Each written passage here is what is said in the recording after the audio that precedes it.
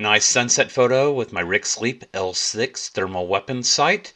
But there in the distance is where we're going to see the first hogs of the evening, way out there at about 1,200 yards or so. Carpe Sus.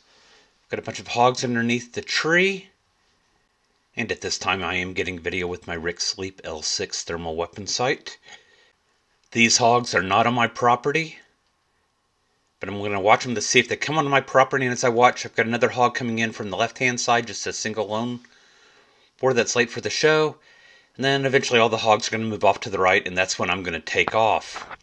Now I take off to the other side of the property hoping to anticipate those hogs, but when I get to the other side of the property I scan back and I see that the hogs have returned to the tree, and there are hogs in the field where I was previously.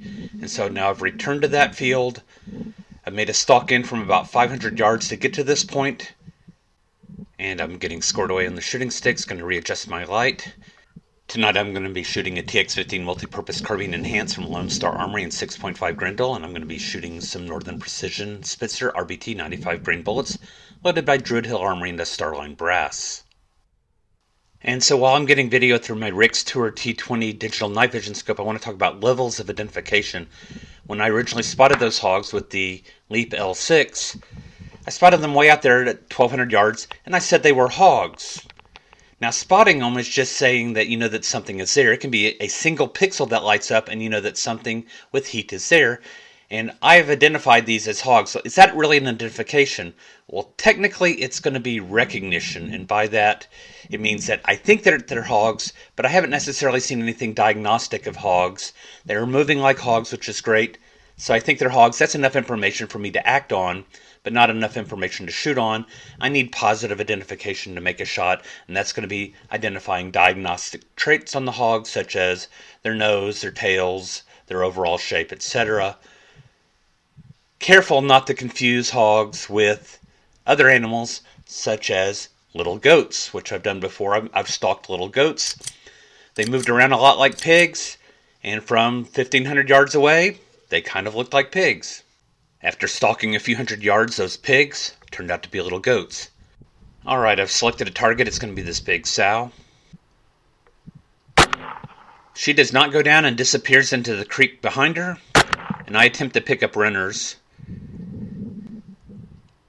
Starting with this sow, hit twice, the next two miss. I down her with the last shot.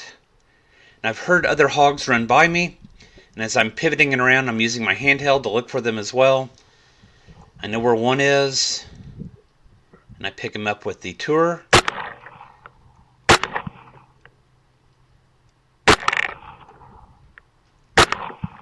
And he's going to be down at 115 yards.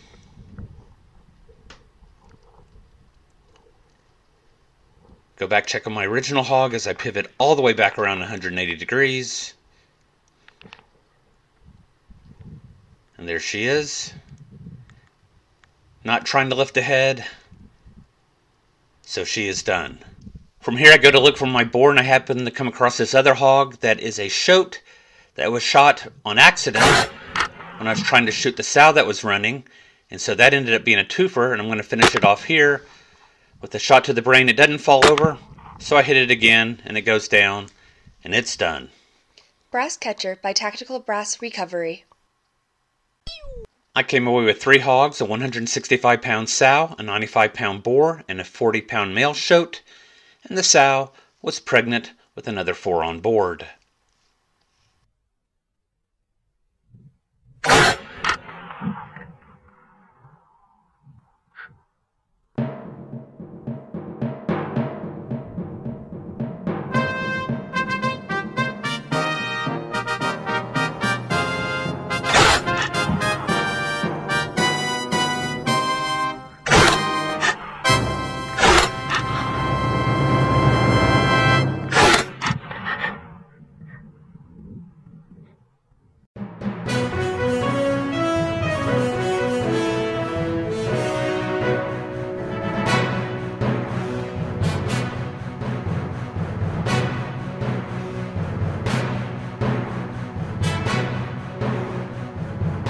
Carpe Sus, my friends.